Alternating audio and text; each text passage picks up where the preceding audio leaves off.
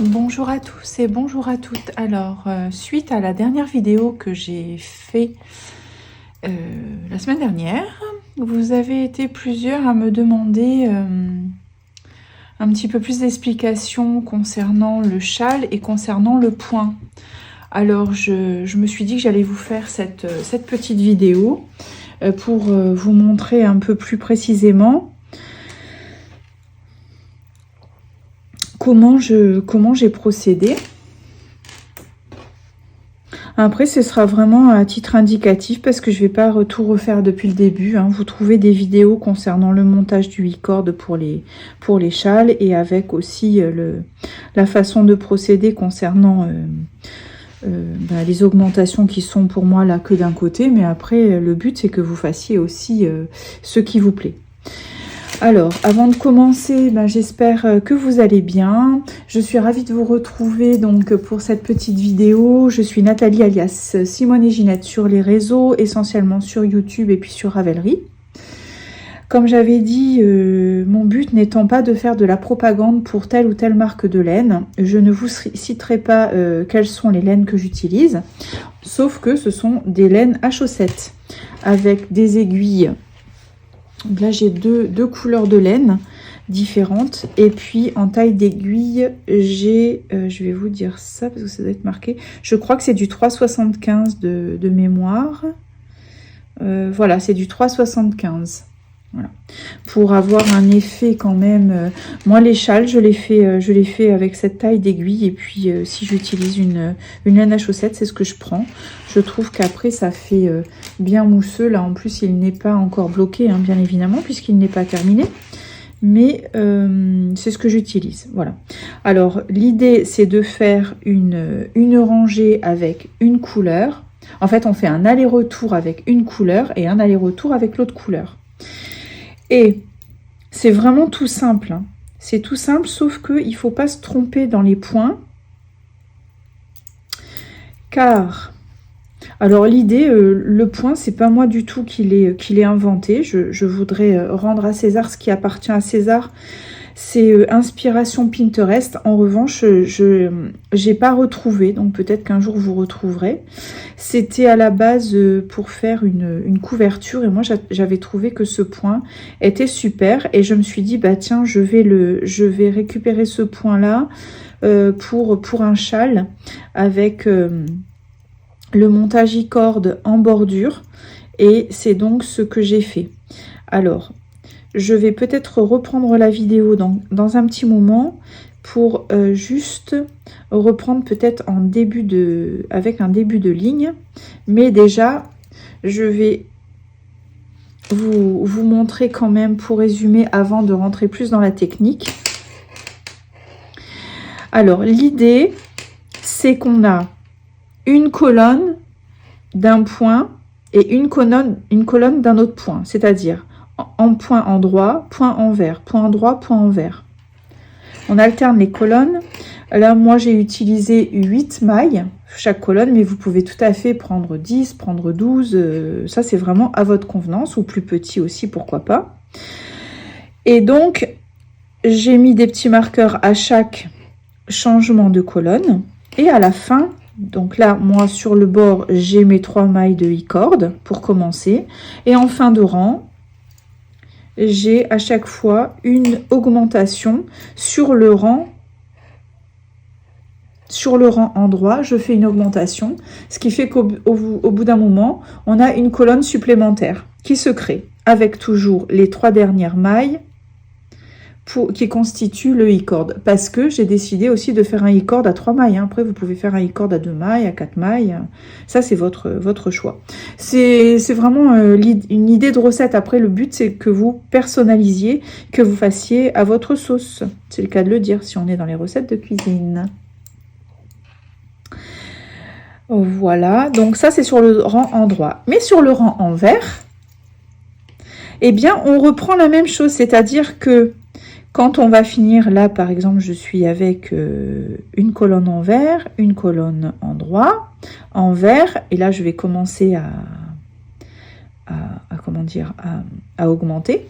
Eh bien, sur l'envers du travail, on fera la même chose, c'est-à-dire que si c'était une colonne en droit, on doit être en endroit également sur l'envers.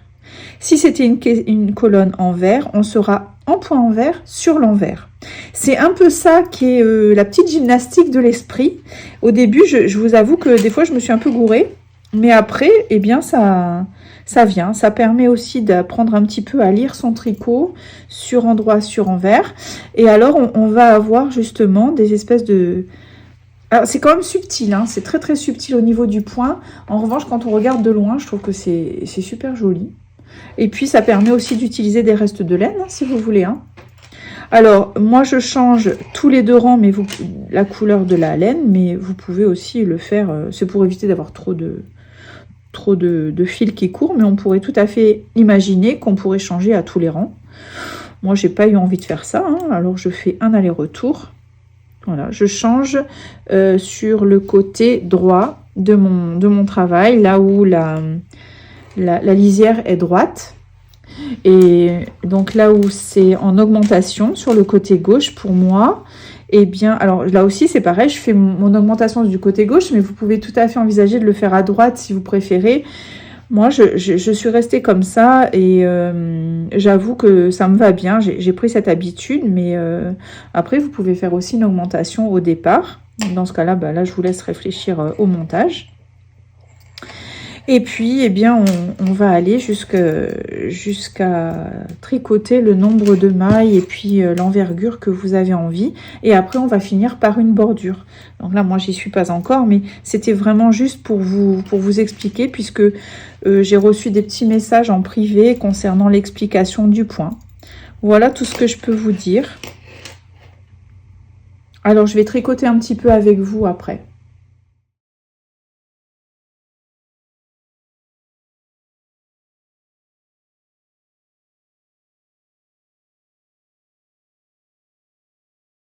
Et voilà, alors nous allons commencer la ligne numéro 1 qui est sur l'endroit du travail avec le côté I-corde droit. Là j'ai terminé, j'étais avec une ligne de la couleur claire. Et maintenant je vais venir prendre l'autre couleur de fil. Alors, je commence par mon i-corde, donc là, ce que je fais, c'est que je tire bien la maille, la première maille, pour pas que ça tire. Donc, je la tire bien. Et je la laisse assez lâche. Voilà. 3. Donc, ça, c'est mes 3 premières mailles du i-corde. Et là, je vais faire les 8 mailles de ma première colonne, puisque ma première colonne, elle est en point endroit. Mousse endroit.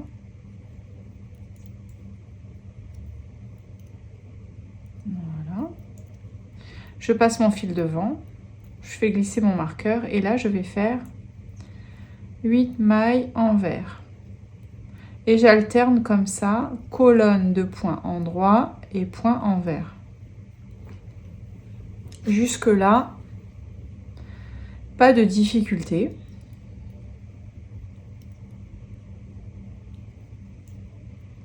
Pensez à bien mettre des marqueurs au changement de colonne parce que sinon on peut se tromper.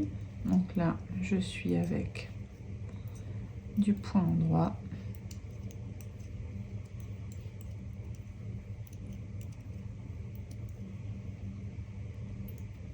Et je continue jusqu'au bout.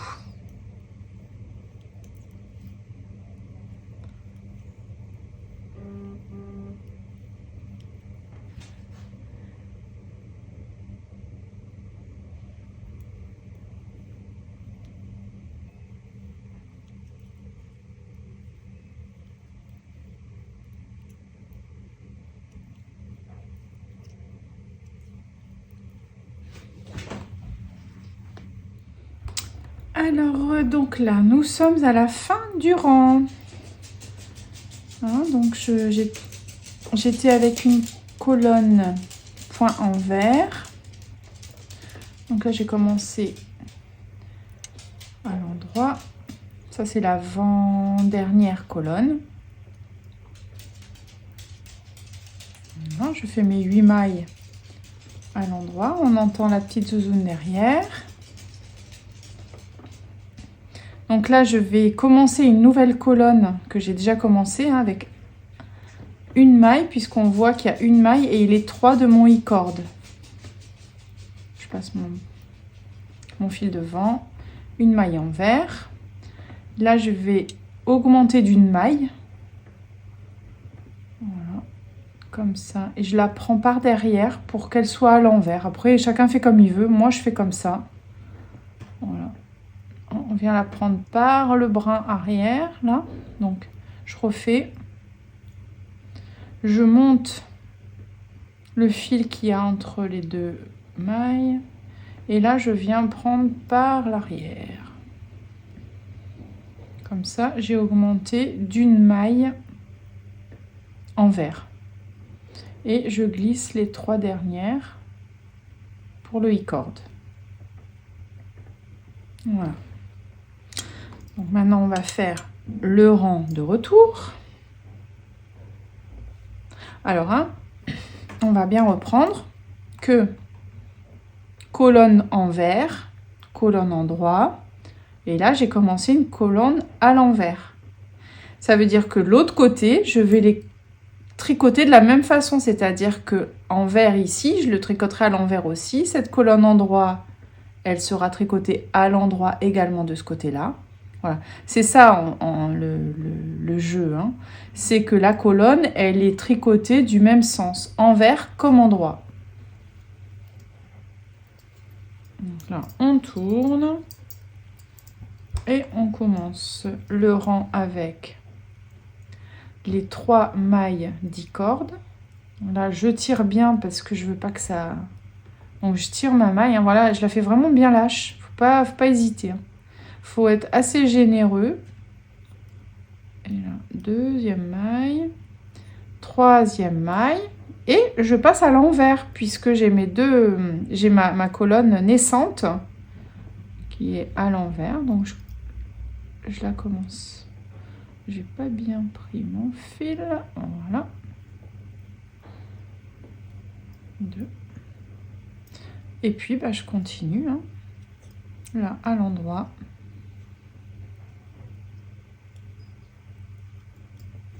Voilà.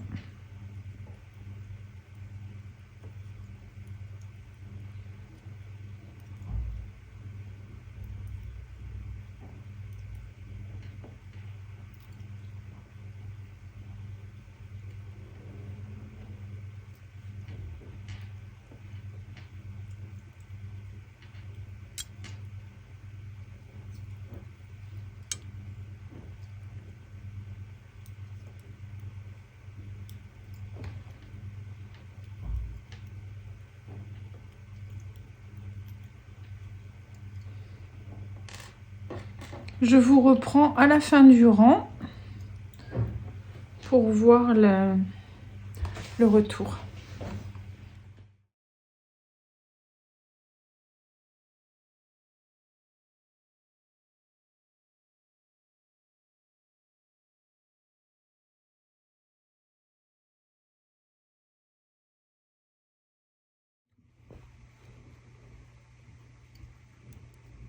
Voilà, alors j'arrive au bout de ma ligne. Je peux constater que je suis sur une colonne en vert. Après, ce sera une colonne en droit. Donc, a priori, je ne me suis pas trompée. Je vais donc continuer.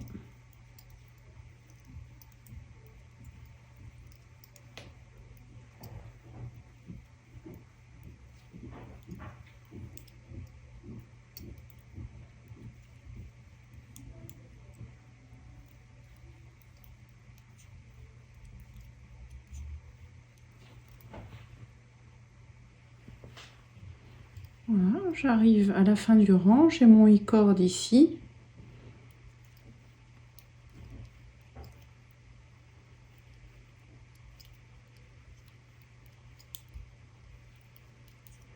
Les 3 dernières mailles, les 3 dernières mailles qui sont là. Je passe mon fil devant et je glisse 1, 2 et 3. Et voilà.